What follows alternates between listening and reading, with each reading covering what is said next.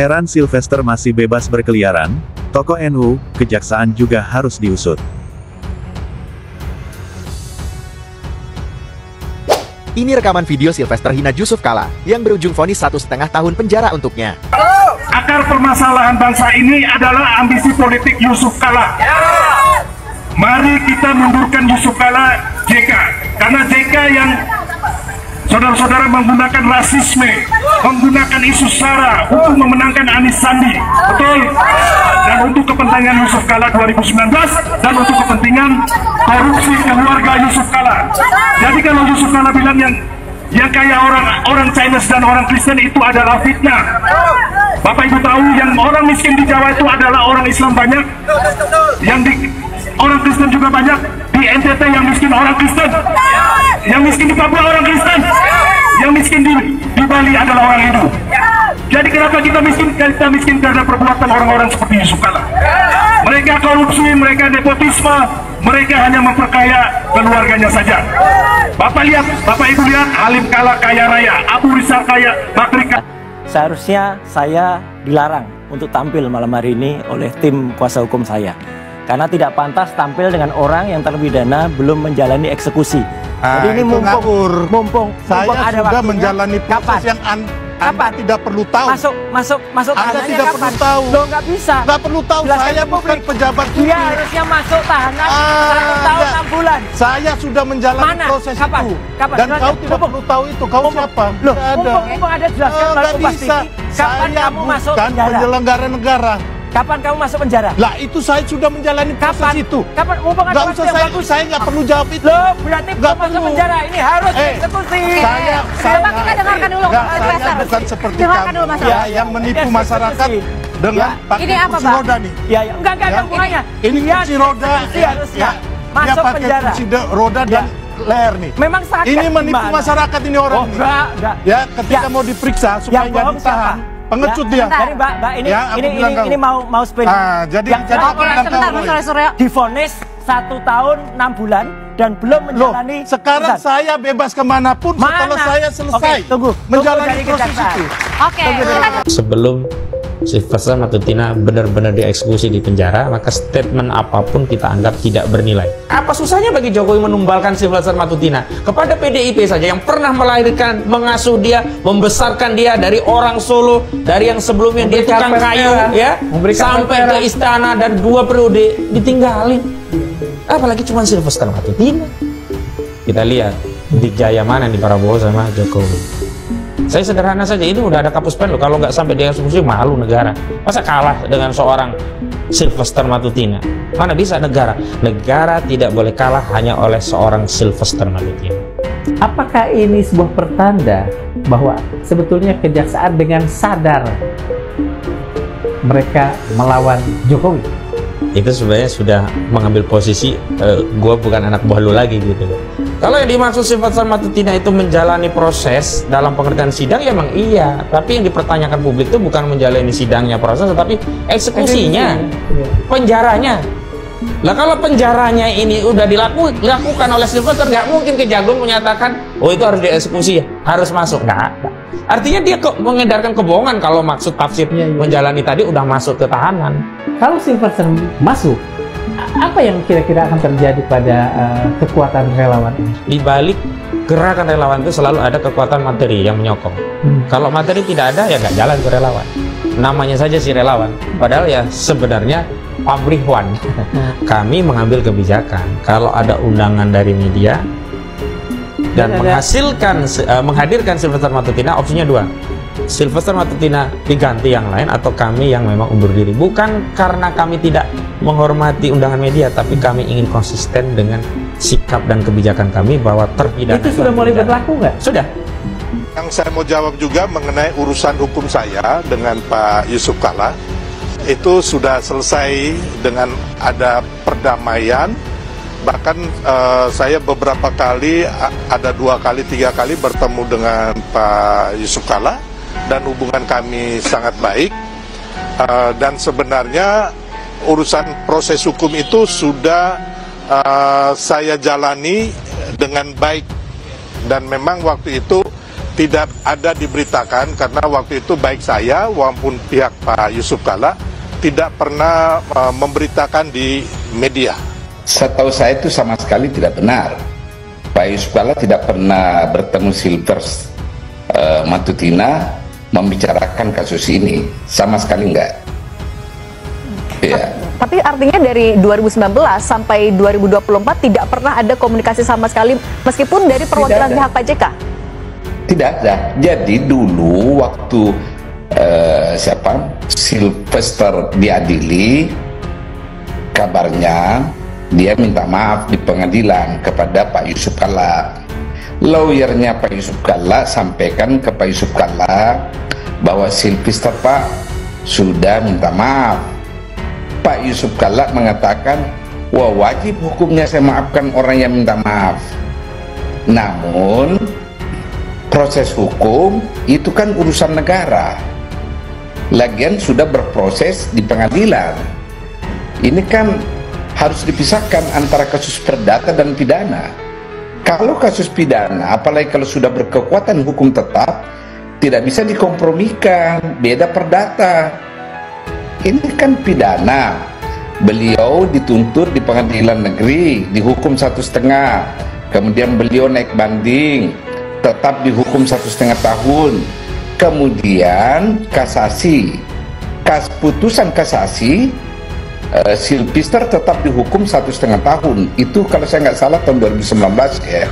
Nah, sekarang pihak kejaksaan yang mewakili negara mau melakukan eksekusi itu sangat benar. Nah, karena ada putusan hukum yang harus dijalankan. Oke, nah Prof. Hamid, kalau gitu Anda dapat informasi tidak kenapa dari 2019 sampai sekarang Sylvester Matutina masih belum dieksekusi? Wah, itu pertanyaan sebaiknya ditujukan kepada penegak hukum ya. Tapi kalau yang Anda analisis, apakah ada alasan yang mungkin bisa menjadi ya penyebab kenapa eksekusi itu belum dilakukan sampai sekarang? Saya tidak mau melakukan dugaan tentang itu. Saya hanya heran kenapa tidak pernah dieksekusi kasus ini. Karena malah ada lagi kasus lain yang diadukan oleh Pak Yusuf Kalla, sampai sekarang itu tidak pernah diproses sama sekali.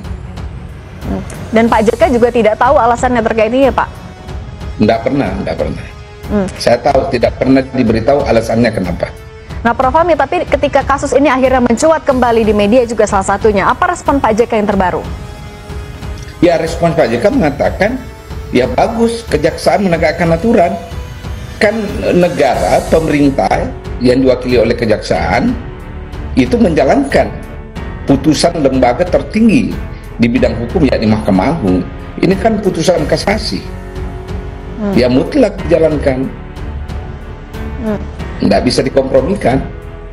Tidak bisa dikompromikan. Artinya dari pihak Pak JK juga mendorong agar eksekusi itu pun dilakukan secepatnya, Prof. Posisi Pak JK dia serahkan sepenuhnya ke negara.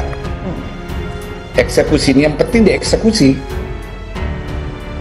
Karena bagi beliau sebagai seorang mantan wapres, ya dia menghendaki bahwa putusan Mahkamah Agung itu harus dijalankan. Oke. Kan putusan hukum tertinggi dari lembaga hukum tertinggi. Oke. Oh ya, terkait Sylvester kan ini sudah inkrah perkaranya dan menjadi kewenangan daripada Kejaksaan Negeri Jakarta Selatan selaku jaksa eksekutornya. Dan kan coba tanyakan ke Kejari Jakarta Selatan. Kami perkara kan agak lama juga ya, biar mungkin dikonfirmasi aja dengan Kejari kapan akan dilaksanakan. Kejari, karena secara ini perkara itu perkara bidung, tindak pidana umum, dan kewenangan dari jaksa yang menanganinya, sebetulnya di Kejari.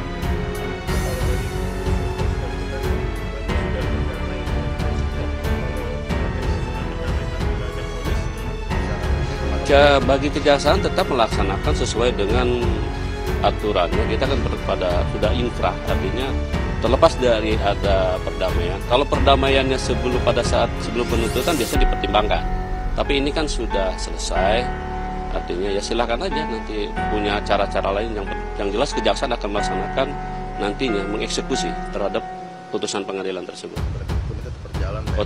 Hukum kita tetap berjalan. Kalau begitu dari sudut pandang seorang teman dekat Pak JK, Prof. Hamid, apa yang Anda lihat dari lambatnya proses eksekusi seorang Sylvester Matutini yang akhirnya divonis melakukan fitnah juga kepada seorang wakil presiden? Ya, begini, kalau Anda tanya saya itu selalu mengatakan kawan-kawan yang berbuat sesuatu harus juga bertanggung jawab. Ya, siapa yang berani menabur angin, ya menabur angin, dia akan menuai badai. Kan begitu filosofinya. Nah, Sylvester telah melakukan penghinaan, telah melakukan pencemaran nama baik, ya saya pikir harus juga bertanggung jawab supaya tidak terulang lagi kepada orang lain. Kan kita bicara hukum ini kan, keputusan hukum sudah mengatakan dia bersalah. Oke, Prof. Hamid, kalau begitu apa yang Anda bisa baca juga dari, ini kan kasusnya mencuat lagi ketika Sylvester Matutini yang juga adalah seorang relawannya Pak Jokowi sedang aktif-aktifnya lagi membela di kasus ijazah Jokowi. Anda melihat ada benang merahnya di situ? Saya terlampau mengada-ada kalau mengaitkannya sekarang. Dulu saya ada dugaan itu kenapa tidak dieksekusi waktu Pak Jokowi. Saya ada dugaan-dugaan. Kenapa tuh, Tapi dugaan ini kan tidak bisa saya buktikan kan secara konkret. Oke, dugaan itu apa Pak? Yang saya tahu sekarang kejaksaan bergerak untuk menegakkan hukum. Artinya ada kaitannya ketika sudah berbeda pemerintahan, maksud Prof. Hamid seperti itu? Saya tidak bermaksud seperti itu. Saya mengatakan ada itikat baik, usaha serius dari negara yang diwakili oleh kejaksaan untuk menegakkan aturan, memberi harga kepada putusan lembaga tertinggi negara di bidang hukum, yakni Mahkamah Agung. Tanda tanya besar terus disuarakan pada perkara yang menyeret nama salah satu pendukung mantan Presiden Jokowi, Sylvester Matutini. Hal ini semakin dikuliti setelah Sylvester mati-matian membela Jokowi pada perkara dugaan ijazah palsu. Tokoh Nahdlatul Ulama, Nu Islah Bahrawi, turut merasa heran karena Sylvester tidak kunjung dipenjara sejak 2019 lalu. Kasus pidana Sylvester sudah inkrah. Divonis penjara 1,5 tahun tapi tak kunjung dieksekusi sejak 2019, kata Islah di @Islah_Bahrawi tanggal 5 Agustus tahun 2025. Islah menyesalkan sikap kejaksaan yang terkesan diam, tidak melakukan eksekusi padahal Sylvester dengan bebasnya keluar masuk acara televisi. Kejaksaan mendiamkan, padahal terpidana malang melintang di TV dan medsos, tukasnya. Islah bilang, selain wajib ditangkap, pihak kejaksaan juga mesti diusut. Ia menduga ada oknum yang bermain sehingga Sylvester tak kunjung ditangkap. Aneh, selain wajib ditangkap, pihak kejaksaan juga harus diusut. Bisa jadi ada oknum yang bermain, kuncinya. Sebelumnya, Sylvester pernah dijatuhi hukuman penjara selama 1 tahun karena terbukti menyebarkan informasi bohong yang mencemarkan nama baik mantan Wakil Presiden Yusuf Kala dan keluarganya. Dalam amar putusan Pengadilan Negeri Jakarta Selatan nomor 100 Pit, B, 2018 PN, JK/Sel, yang dikuatkan oleh putusan Pengadilan Tinggi dan Mahkamah Agung, Sylvester terbukti secara sah dan meyakinkan menyampaikan orasi di depan gedung Baharkam Mabes Polri pada tanggal 15 Mei tahun 2017 lalu. Akar permasalahan bangsa ini adalah ambisi politik Yusuf Kala. Mari kita mundurkan Yusuf Kala JK, karena JK menggunakan isu red untuk memenangkan Anies Sandi.